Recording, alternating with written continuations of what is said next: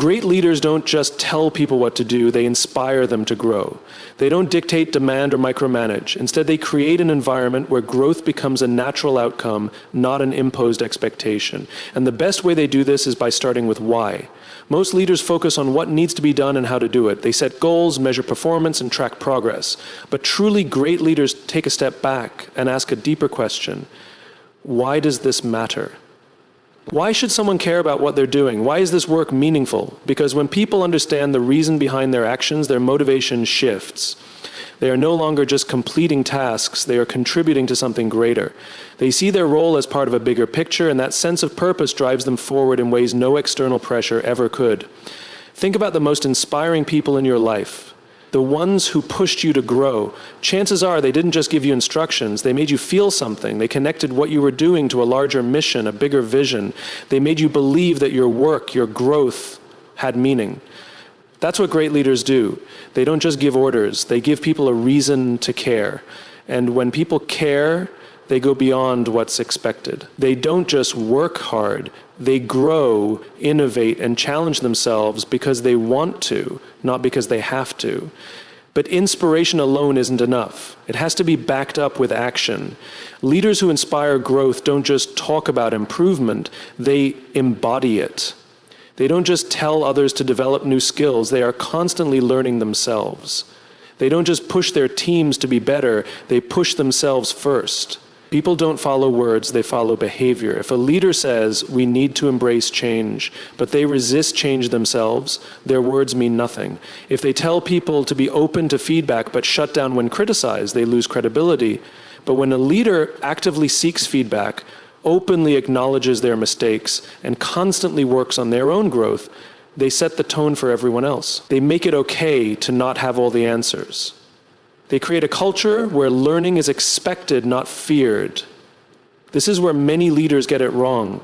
They believe that showing vulnerability makes them look weak, that admitting they don't have all the answers diminishes their authority. But the opposite is true. When a leader admits they are still learning, they give permission for others to do the same. They create an environment where growth is not just encouraged, it's embedded in the culture. And for growth to happen, people need to feel safe. The truth is, no one grows in a place where they fear failure. If every mistake is punished, people will stop taking risks. If every mistake is met with criticism instead of support, people will avoid challenges. Growth requires stepping outside of comfort zones, and stepping outside of comfort zones requires trust. Great leaders build that trust by creating a space where people feel secure enough to take risks, where mistakes are treated as learning opportunities, not reasons for blame, where feedback is given with the intent to help, not to shame. In these environments, people don't hold back. They explore, they experiment, they challenge themselves, they push their limits because they know that even if they fail, they won't be abandoned or ridiculed, they will be supported. And that's the difference between leaders who demand growth and those who inspire it. One approach is based on pressure, the other on purpose. One forces people to improve, the other makes people want to improve. And when someone wants to grow, when they feel connected to their work, when they feel safe enough to take risks and challenge themselves, that's when real transformation happens. Great leaders don't just focus on the outcome, they focus on the people. Because when people feel inspired, supported, and safe, growth isn't something they have to be pushed toward. It's something they choose for themselves. Telling people to grow is easy. Inspiring them to grow is something entirely different. The most effective leaders don't just talk about personal development, they model it. They don't demand growth from others while staying the same themselves. Instead, they make growth a way of life, something visible in everything they do. This is why leadership isn't about authority or titles, it's about influence. And the greatest influence comes from example, not instruction. When a leader actively seeks to grow, it sets a powerful precedent. People watch what their leaders do far more than they listen to what they say. A leader who encourages self-improvement but never works on their own weaknesses sends a message, whether they realize it or not. That message is, growth is for you, not for me. And that kind of thinking creates resentment, not inspiration. People don't follow hypocrisy, they follow authenticity. If a leader embraces learning, challenges themselves, and remains open to feedback, others will naturally follow that behavior. Growth becomes contagious. This is where many leaders struggle. They believe that in order to inspire confidence, they must appear flawless, always in control, always having the right answers. But this mindset is limiting. Nobody relates to perfection. People relate to realness.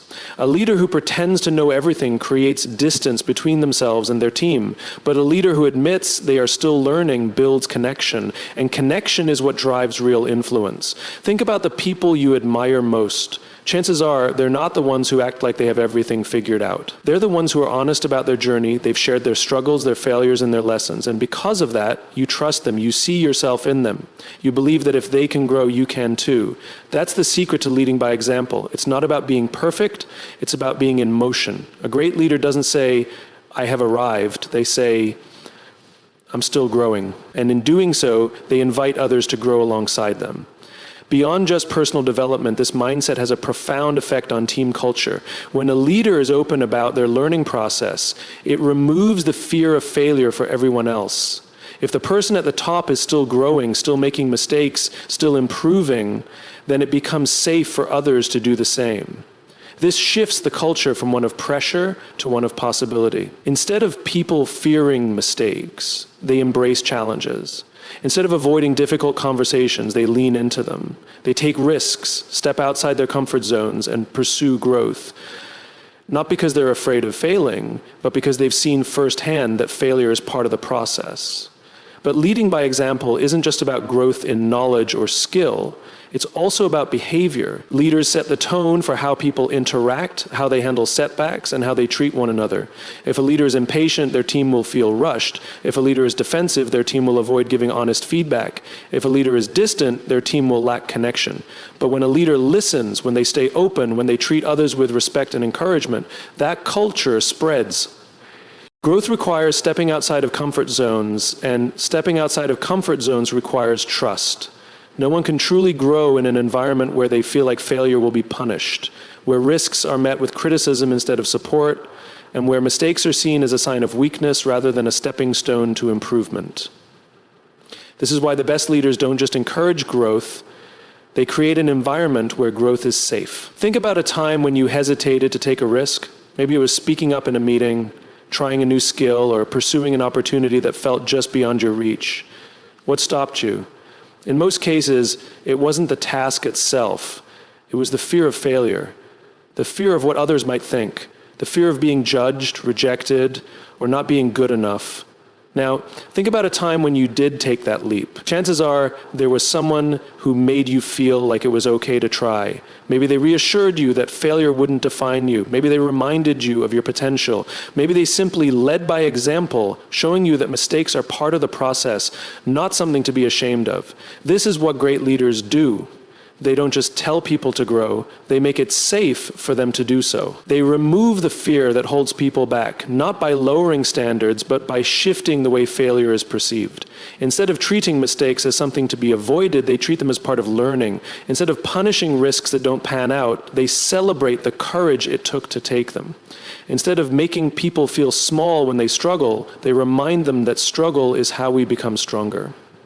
When people feel safe to take risks, they push themselves further. They stop playing small. They become more innovative, more resilient, and more willing to challenge themselves. But safety doesn't mean comfort. A great leader doesn't create an environment where people are comfortable. They create an environment where people feel secure enough to be uncomfortable. Growth is inherently uncomfortable. It requires stretching beyond what is known, failing, adapting, and trying again. But if people know they won't be judged for struggling, if they know they'll be supported instead of ridiculed, they embrace that discomfort instead of avoiding it.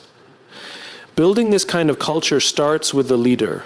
It starts with how they respond to failure, both their own and others. When a leader makes a mistake, do they hide it or own it? Do they react with defensiveness or with curiosity? When someone on their team fails, do they use it as a teaching moment or as an opportunity to assign blame? The way a leader handles these moments sets the tone for everyone else. If people see that failure is met with learning instead of punishment, they stop fearing it. They start taking initiative, experimenting, and developing the resilience that true growth requires. Trust also plays a critical role in this kind of environment. People need to trust that their leader has their back, that their efforts will be recognized, and that they won't be discarded the moment they fall short. Trust is built through consistency. A leader who says, I support you, but then criticizes every small mistake is not building trust. A leader who claims to value learning but refuses to admit their own shortcomings is not creating safety. But a leader who genuinely listens, who encourages people to stretch themselves, and who reacts to failure with understanding and guidance is building something deeper, an environment where people feel empowered to grow. At the heart of all this is a simple truth. People don't grow when they are afraid. They grow when they feel supported. They take risks when they trust that failure won't cost them their dignity. They challenge themselves when they believe their leader sees their potential, even before they see it themselves. When leaders create that kind of environment, growth stops being something people have to do. It becomes something they want to do. And that is when real transformation happens. True motivation does not come from pressure. It comes from purpose. People don't grow because they are forced to. They grow because they are inspired to. A great leader understands this. They know that pushing people harder, setting stricter deadlines, or demanding improvement might produce short-term results, but it doesn't create lasting growth. Real, sustainable personal development happens when people feel a deep connection to their work and to the journey they are on. It happens when they understand why their growth matters, not just for the organization, not just for the team, but for themselves. Most people are capable of far more than they realize. The problem isn't ability, it's belief. Many people don't push themselves because they don't see the point, or worse, they don't believe they are capable of more. A leader who relies on pressure reinforces this self-doubt. When people are only motivated by fear of failure, fear of disappointing others, fear of consequences, they might comply, but they won't transform. They will do just enough to avoid the negative outcome, but they won't go beyond that. They won't take ownership of their growth. But when a leader inspires through purpose, everything changes. Instead of asking, how can I get my team to perform better, they ask, how can I help my team see the bigger picture? Instead of pushing people to improve, they show them why improvement is meaningful. Instead of saying, you need to be better, they say, you are capable of better, and here's why. This shift from pressure to purpose creates an internal drive. When people find meaning in what they do, they don't need to be pushed. They want to grow, they want to contribute, they want to take on challenges because they see how it connects to something bigger than themselves. This is why the best leaders always take the time to help people understand the why their role matters, why their growth is important, why their work makes a difference. Purpose also fuels resilience. When people are only motivated by external pressure, setbacks feel like failures. Every obstacle is discouraging. But when they are motivated by something deeper, they keep going even when things get tough. They see challenges as part of the journey, not as roadblocks. They don't give up at the first sign of difficulty because they are connected to a vision that is bigger than their immediate struggles. The greatest leaders are masters of making people feel seen. They don't just assign tasks, they recognize potential. They don't just expect results, they acknowledge effort. They don't just give feedback, they show appreciation. This may seem simple, but it's incredibly powerful. People rise to the level of belief that others have in them. When someone feels that their leader truly sees them, not just as a worker, but as a person with unique strengths, aspirations, and abilities, they begin to believe in themselves in a way they never did before. The right words, spoken at the right time, can change the trajectory of someone's life. A leader who says, I see something in you, can awaken potential that a person didn't even know they had. A leader who challenges someone to step up, not out of pressure, but out of belief, gives them the courage to take that step. And when people start to believe in their own potential, they take ownership of their growth. They no longer wait for someone to push them, they push themselves. This is what separates average leaders from great ones. Average leaders rely on control. They enforce rules, track progress, and hold people accountable. But great leaders inspire. They don't just want compliance, they want commitment. They don't just want results, they want transformation. And transformation happens when people find purpose in their growth, when they stop seeing improvement as something they have to do and start seeing it as something they want to do. Growth isn't about pressure, it's about purpose. It's about showing people that their development isn't just beneficial, it's meaningful. That their work isn't just a job, it's a contribution. And that they, as individuals, are capable of more than they ever imagined. A great leader doesn't just lead people to success, they lead people to themselves. And once someone sees what they are truly capable of, they will never stop growing. Great leaders don't force growth, they inspire it. They create an environment where people feel safe to take risks, where learning is embraced, and where purpose drives progress. They lead by example, not just words, and they see potential in others before they see it in themselves.